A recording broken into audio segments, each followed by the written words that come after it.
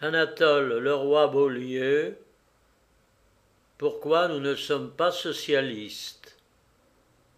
Anatole Leroy-Beaulieu, membre de l'Institut, président du comité.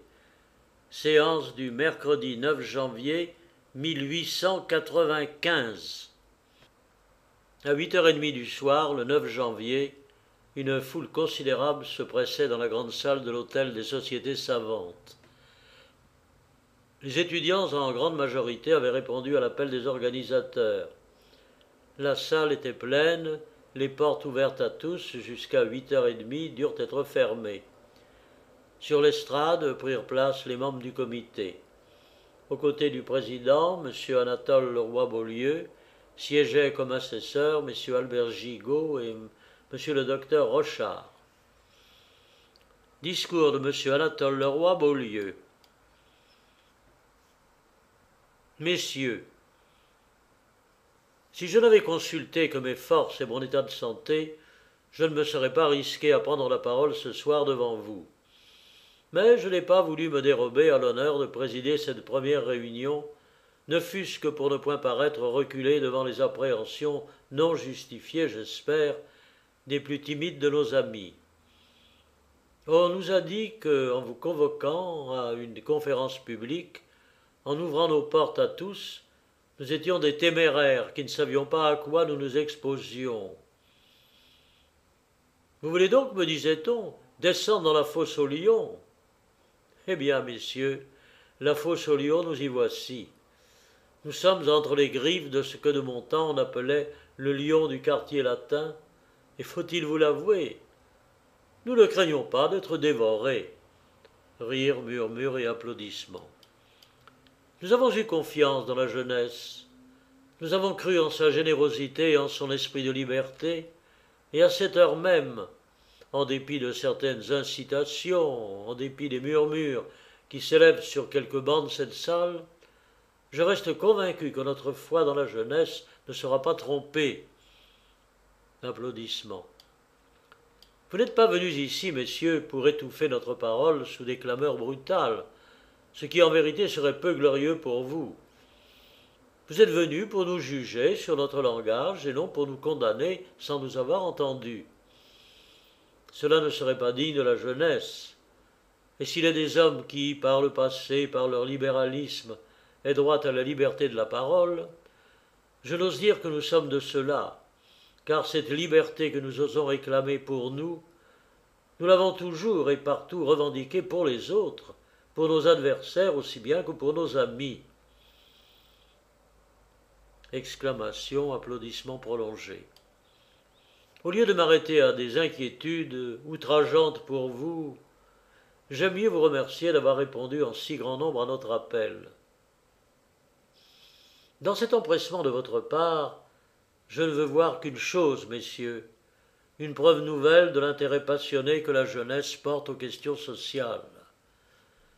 C'est là, croyez-le bien, une chose qui vous fait honneur, et c'est là, permettez-moi de vous le dire, un lien entre vous et nous. Nous sommes tous ici réunis par un sentiment commun, et cette communauté d'aspiration, je tiens avant tout à le constater. Tous nous sommes passionnés pour la cause du progrès social. Nous pouvons différer sur les moyens, cela est une des tristesses de l'infirmité humaine. Mais si profondes que puissent être ces divergences, notre but n'en est pas moins commun.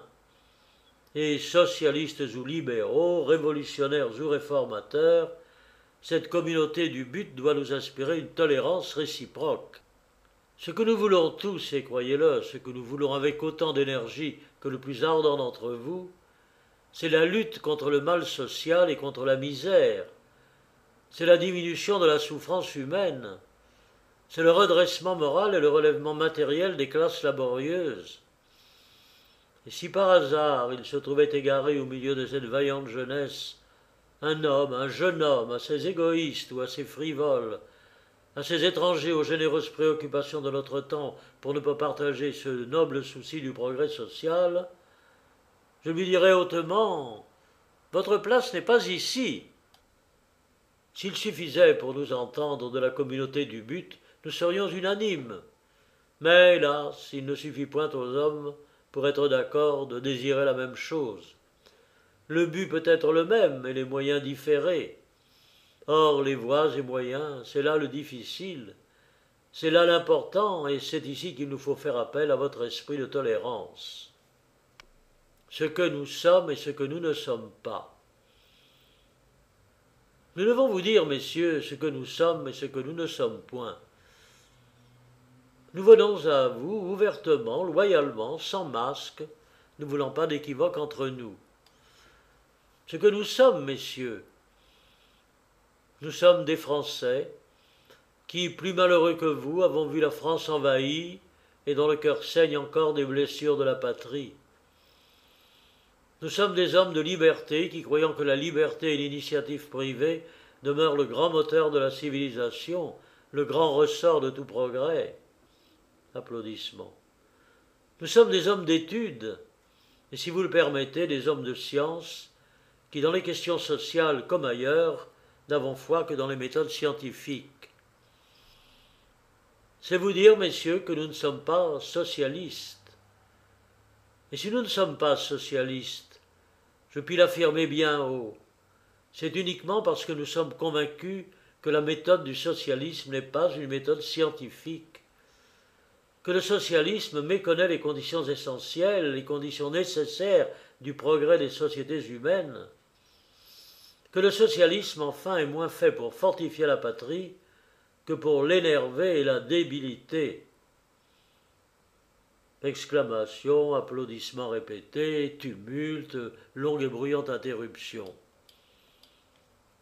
Je m'étonne, messieurs, de l'intolérance de la minorité de cette réunion. En vous déclarant loyalement que nous ne sommes pas socialistes, je pensais que, s'il se rencontrait ici des socialistes, ils seraient les premiers à nous avoir gré de notre franchise. Si nous combattons le socialisme, nous ne sommes pas de ceux qui, pour lutter avec lui, singeraient à lui dérober ses couleurs et à contrefaire son langage afin de tromper leur public et d'enlever les applaudissements du peuple. Les adhésions ainsi gagnées, les applaudissements ainsi obtenus, ne n'en voulons point. Nous laissons ces procédés aux partis qui, pour capter la faveur populaire, ont chacun leur petit socialisme de poche. Nous ne voulons quant à nous ni déguisement ni travestissement. Nous pourrions, comme de vulgaires politiciens, désireux de tout concilier sous le vague des formules, vous dire que nous voulons nous aussi faire du socialisme, du bon socialisme, du socialisme honnête, du socialisme libéral, du socialisme scientifique. Car pour faire passer le substantif, il semble qu'il n'y ait qu'à lui accoler un adjectif rassurant.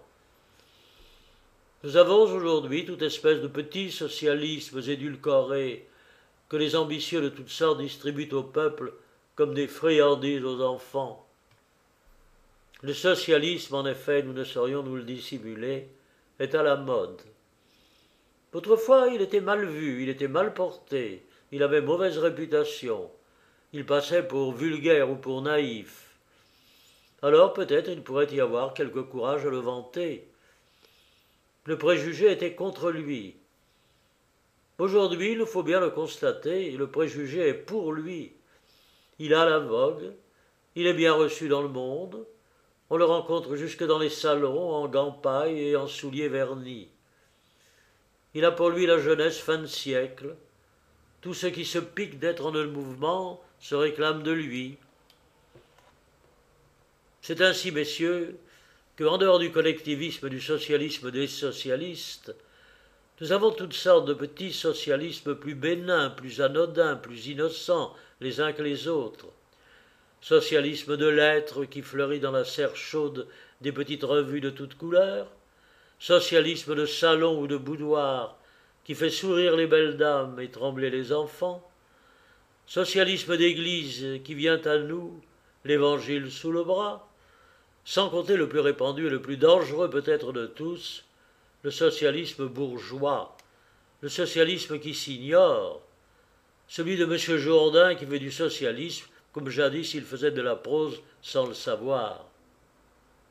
Pourquoi nous repoussons le nom de socialiste? Eh bien, messieurs, dans tout cet assortiment varié, nous ne trouvons rien à notre goût. Non pas que nous ayons peur des mots, mais parce que, pour encore une fois, nous faisons fi des équivoques. Nous croyons que dans ce grand débat d'où dépend le sort de la civilisation, il importe que les mots conservent le sens que l'usage leur a donné. Il n'est pas bon, messieurs, que dans la mêlée des idées et des partis, les hommes qui veulent détruire la société et ceux qui veulent le défendre, que les adversaires et les partisans de la propriété, de la famille, de la liberté prennent le même nom et se rangent, même en apparence, sous les mêmes étendards. Un des maux de notre époque, et à mon sens l'un des plus inquiétants, c'est la vogue des idées vagues. C'est que notre atmosphère intellectuelle est formée d'une sorte de brouillard d'idées, à travers lesquelles les intelligences ne perçoivent plus rien de précis, rien de distinct. Ce mal sévit surtout dans les questions sociales, si bien que j'oserais dire que le principal danger de notre société, ce n'est pas le collectivisme révolutionnaire, ce n'est pas le socialisme dogmatique, le socialisme avéré et militant, c'est le vague et confus socialisme, le socialisme vaporeux dont est imprégnée l'atmosphère ambiante. Nous sommes, messieurs, les ennemis des idées confuses, des notions vaporeuses et nébuleuses, des vocables au sens flottant, chers à certains petits cénacles. Et c'est encore là une des raisons pour lesquelles nous repoussons le nom, comme les doctrines du socialisme, mot lui-même vague, sous lequel tous n'entendent pas la même chose, mot qui doit beaucoup de sa vogue à son vague même. J'ai connu autrefois un vieux républicain de 1848 qui voulait que socialisme fût synonyme de science sociale et qui prétendait appeler socialistes tous ceux qui s'occupent de sciences sociales, comme on appelle chimistes tous ceux qui font de la chimie. Je regrette que son opinion n'ait pas prévalu, car cela nous eût épargné le terme hybride de sociologie. Nous serions ici tous socialistes, et les plus socialistes se trouvaient être les économistes. Mais vous savez, messieurs, que tel n'est pas le sens du mot. Il désigne bien moins une science qu'une théorie. Le socialisme, hélas, n'est pas la science sociale. Et si je craignais de blesser quelques-uns d'entre vous, je dirais qu'il n'est que l'alchimie de la science sociale.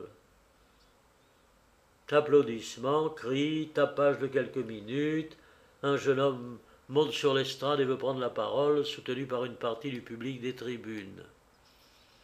« Messieurs, reprend le président au milieu du bruit, vous êtes venus ici pour écouter les orateurs inscrits à l'ordre du jour.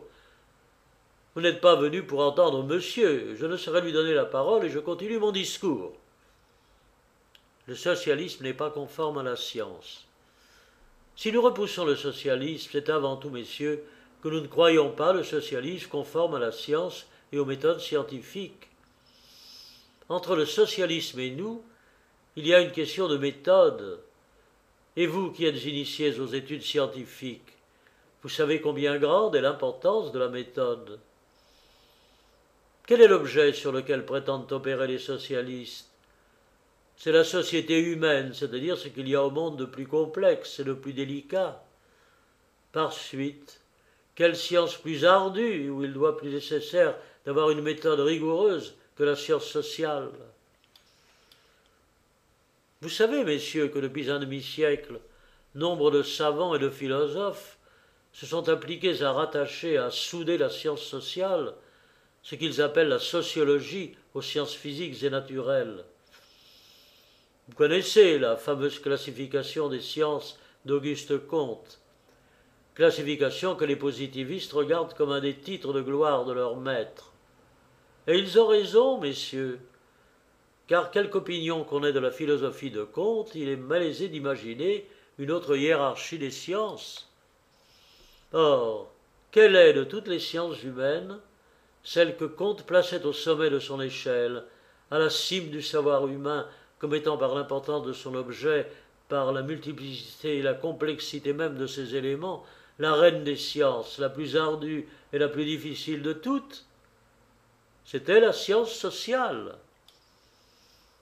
Et cette science, complexe et malaisée entre toutes, des hommes, des jeunes gens qui se croient des esprits modernes et se disent des esprits positifs, s'arrogent le droit d'en raisonner, d'en décider, d'en trancher à la légère, suivant les caprices des foules ou selon le vent de l'opinion, sans même s'être donné la peine d'en étudier les éléments. Et ce qui paraîtrait insensé ou enfantin pour des sciences d'un ordre après tout inférieur, des sciences en tout cas d'une moindre complexité, pour la physique, la chimie, la botanique, cela semblerait légitime. Quand il s'agit de la science sociale, c'est là une tendance contre laquelle, pour notre part, nous ne cesserons de protester, au nom de la science, au nom de la vérité, au nom de la société. Nous prétendons que les questions sociales doivent être étudiées patiemment, scientifiquement, méthodiquement, et nous nous scandalisons de les voir discutées et résolues entre deux bocs de bière au cabaret ou à la taverne. Pour nous, messieurs, la science sociale est une science, et comme telle, elle doit être étudiée conformément à la méthode scientifique. Et quelle est la méthode scientifique? Vous la connaissez aussi bien que nous, messieurs, pour l'avoir pratiquée vous-même. Il n'y a en pareille matière qu'une méthode scientifique, la méthode d'observation, car ici, le plus souvent, il n'est guère possible d'ajouter à l'observation l'expérimentation. Je sais que pour prouver le bien fondé de leurs hypothèses, ou pour essayer leurs utopies, les socialistes iraient volontiers jusqu'à traiter une nation comme une grenouille ou un lapin de laboratoire, se livrant sur la patrie à des expériences sociales inanima willi. Mais vous n'êtes point, messieurs, des barbares physiologistes qui oseraient vivisecter la patrie française. Et s'il est parmi vous de jeunes socialistes, désireux de pratiquer sur le vif leurs expériences collectivistes, vous seriez les premiers à leur conseiller de chercher en d'autres terres ou en d'autres cieux un champ écarté, ou faire impunément l'essai de leur procédé de régénération des sociétés. Il n'y a qu'une méthode pour les études sociales, la méthode d'observation. Est-ce celle que suit d'habitude le socialisme? Est-ce celle à laquelle il s'en tient toujours, avec le scrupule professionnel des véritables savants? Non, messieurs. Aucun de vous n'ignore que le socialisme procède d'habitude par a priori, par formule et par définition, par théorèmes et corollaires, par déduction en un mot, appliquant aux sciences sociales la méthode géométrique, la méthode déductive, abandonnée par toutes les sciences en dehors des mathématiques. Cette méthode surannée, les socialistes, je le sais, l'ont empruntée aux anciens économistes, mais la plupart des économistes ont abandonné pour revenir à la méthode d'observation, et les socialistes l'ont gardée. Ils procèdent comme autrefois les philosophes, les métaphysiciens, qui échafaudaient laborieusement dans le vide des systèmes aujourd'hui tous écroulés. Ainsi ont fait les maîtres du socialisme prétendu scientifique, les grands docteurs du collectivisme en particulier. Ils nous ont donné, dans leurs lourds traités, une façon de métaphysique sociale, appuyée sur une dialectique toute scolastique. Je sais, messieurs, qu'à côté du socialisme soi-disant scientifique qui procède par déduction, il y a le socialisme sentimental, le socialisme imaginatif, qui met le sentiment ou l'imagination à la place de la raison, s'inspirant uniquement d'un vague humanitarisme et de ce qu'on a nommé la religion de la souffrance humaine. Est-ce la peine de montrer que ce n'est pas là une méthode scientifique? C'est ce que j'appellerais du mysticisme réaliste. Et si le mysticisme peut être de mise dans les régions abstraites de la philosophie ou de la religion, il est le plus dangereux des guides dans la sphère concrète par excellence, dans les études sociales. Le socialisme repose sur une notion erronée de la société. Ce n'est pas uniquement par la méthode que nous différons des socialistes, c'est autant par notre conception de la société. Et ici encore, j'ose dire qu'entre les socialistes et nous, les plus fidèles à la science et à l'esprit scientifique, les plus modernes et, si j'ose ainsi parler, les plus avancés, ce ne sont pas les socialistes.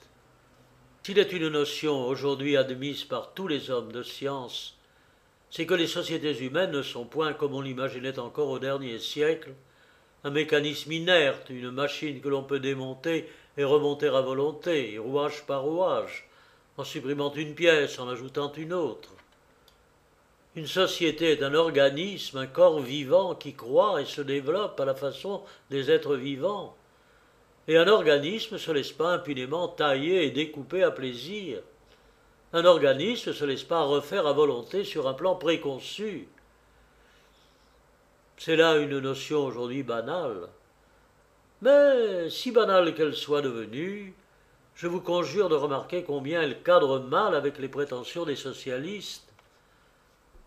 Qu'ils s'en défendent ou non, ils sont, bon gré mal gré, prisonniers de la théorie mécanique des sociétés. Car leur prétention se résume à refaire la société artificiellement, suivant un plan nouveau, un plan idéal. Et encore une fois, on ne refait pas à volonté un corps vivant en lui enlevant ses organes pour les remplacer par d'autres ou les ranger dans un ordre nouveau. Si les sociétés se modifient, si elles grandissent, si elles se transforment, si elles évoluent selon l'expression contemporaine, c'est à la façon des corps vivants, lentement, conformément à leurs fonctions organiques, suivant les lois de la vie et les conditions normales de leur existence. Avoir la présomption de traiter une société comme une matière inerte, comme une argile plastique que l'on pétrit à son gré, s'essayer à la refaire à neuf de toutes pièces, c'est le plus souvent, au lieu de la réformer, la déformer, l'estropier, la mutiler. Vous vous rappelez, messieurs, le procédé de régénération recommandé par les magiciennes mythologiques. Il consistait à prendre un homme, un vieillard, à le couper en morceaux et à le faire bouillir dans la chaudière pour le faire rajeunir. C'est à cela, laissez-moi vous le dire, que ressemble la méthode de la plupart des socialistes. Et vous me permettrez de trouver que c'est là un procédé de rénovation dont on a le droit de se défier. Messieurs les socialistes, vous avez annoncé l'intention de nous répondre. Si vous voulez nous réfuter, commencez par nous écouter. La société est un organisme et non un mécanisme. Ce n'est point, messieurs, que nous croyons les sociétés à jamais figées, à jamais raidies dans des formes immuables et dans des cadres flexibles. Non, messieurs, par cela même que nous regardons les sociétés comme des êtres vivants, nous croyons qu'elles sont perfectibles. Et quant à moi, j'oserais dire indéfiniment perfectibles, mais toujours à condition de respecter chez elles les organes essentiels. Et si je ne craignais de paraître pédant, je dirais à condition de respecter les lois de la biologie sociale. Car en dépit d'un préjugé trop répandu autour de nous, le progrès n'est pas chose fatale. Loin de progresser fatalement par une sorte de nécessité inhérente à la vie sociale, les peuples qui violent les lois de la vie, les nations qui méconnaissent les conditions matérielles et les conditions morales du progrès des sociétés humaines, sont condamnés à rétrograder, à déchoir, à périr. Que sera le XXe siècle? Une grande, une angoissante question se pose aujourd'hui devant nous, devant vous surtout, jeunes hommes. Un siècle nouveau va bientôt se lever sur le monde. Que nous apportera ce XXe siècle, sur lequel reposent des espérances non moindres que celles mises par nos pères de la Révolution sur notre XIXe siècle, chargé à son déclin du poids de tant de déceptions? On vous a dit souvent, et je ne veux pas y contredire, que vous verriez de grandes choses, de terribles choses peut-être, et avec la confiance de la jeunesse dans la vie, ces changements qu'on vous prédit, ces révolutions prochaines dont on cherche parfois à vous épouvanter, vous n'en avez pas peur. Vous avez foi dans l'avenir, sentant que cet avenir, c'est vous qui le ferez.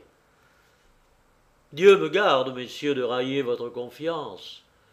J'aime que la jeunesse soit jeune et vaillante, Mais sachez bien que jamais, à aucune époque de l'histoire, génération nouvelle n'a eu devant elle une tâche aussi lourde que celle qui va incomber à vos jeunes épaules. De la première moitié du siècle qui vient, dépendra peut-être pour des centaines et des centaines d'années l'avenir de notre France, l'avenir de notre race blanche, l'avenir de l'humanité civilisée. Cet avenir, ne le jouez pas à la légère sur la foi de spécieuses promesses et sur le mirage de brillantes utopies, car ce qui est en cause, ce qui est entre vos mains, ne l'oubliez pas, c'est le sort de la civilisation occidentale. Voulez-vous être des soldats, des pionniers du progrès social? Choisissez les routes les plus sûres, alors même qu'elles ne vous sembleraient pas les plus séduisantes. Rappelez-vous qu'en dépit de tous nos progrès, en dépit de nos sciences et de notre instruction obligatoire, il reste toujours des barbares au fond de nos sociétés. Rappelez-vous que de grandes nations, de grandes civilisations ont déjà plus d'une fois sombré dans l'histoire au lendemain de ce qui semblait être leur apogée. N'ayez pas trop de confiance dans l'homme, dans la bonté humaine, dans la sagesse humaine. N'ayez pas trop de foi dans la civilisation, et si solides que vous en semblent les conquêtes, prenez garde de les compromettre en rejetant imprudemment, comme vous y invitent les socialistes, tout ce qui a fait dans le passé la force morale, la valeur morale de l'humanité. Nous ne sommes pas, messieurs, de ceux qui s'engagent à vous conduire à brève échéance dans l'Eldorado rêvé, dans la terre promise, où le lait et le miel couleront partout en abondance, où avec moins de travail il n'y aura plus ni souffrance ni misère.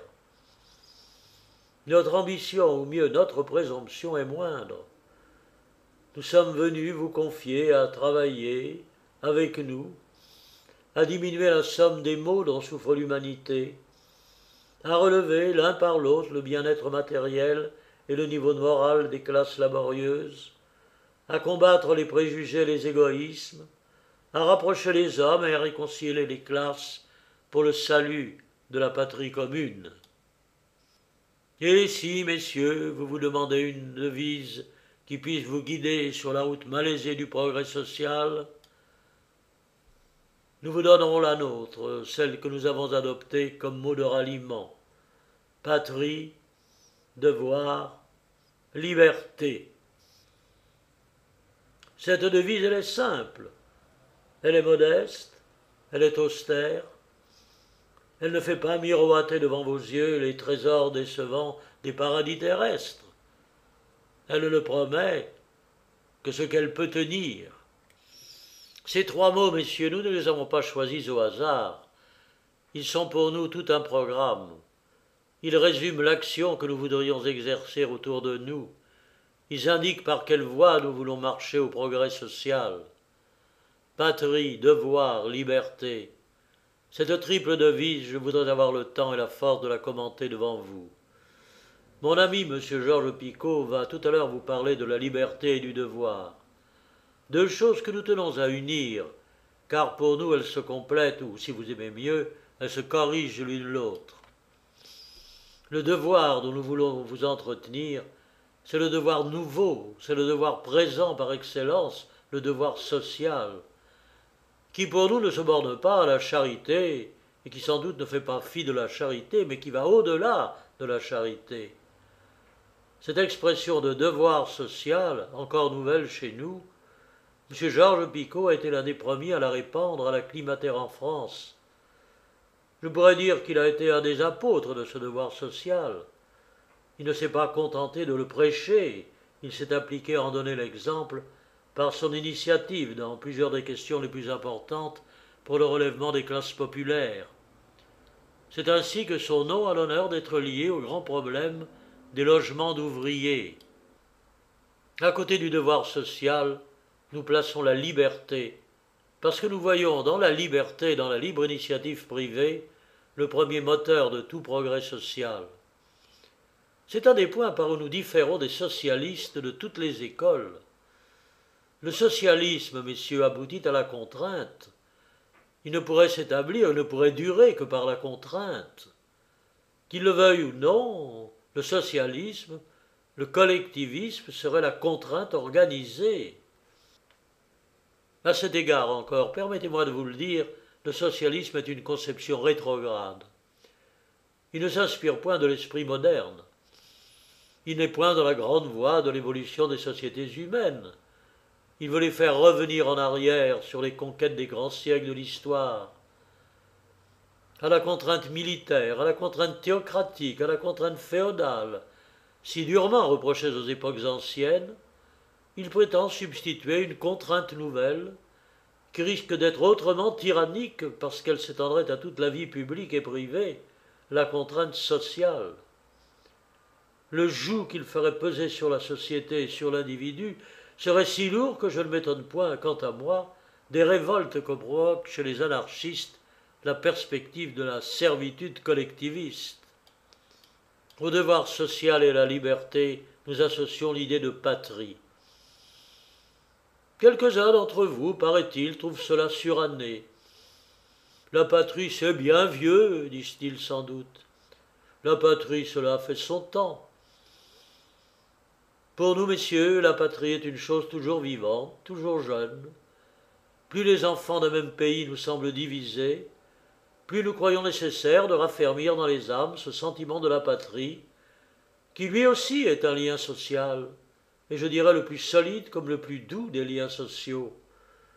Prenez garde à ceux qui veulent le briser, et demandez-leur par quoi ils comptent le remplacer.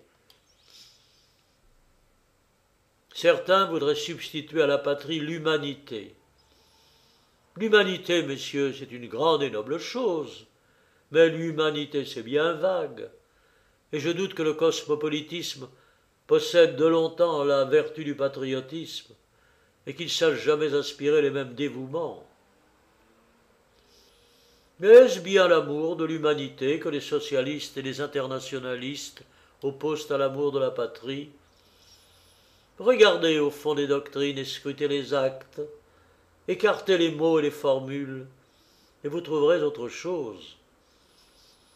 Au sentiment de la patrie et à la solidarité nationale, ce que veulent en réalité substituer les socialistes, c'est un nouvel esprit de caste, c'est la solidarité ouvrière ou, comme ils disent, la solidarité prolétarienne internationale.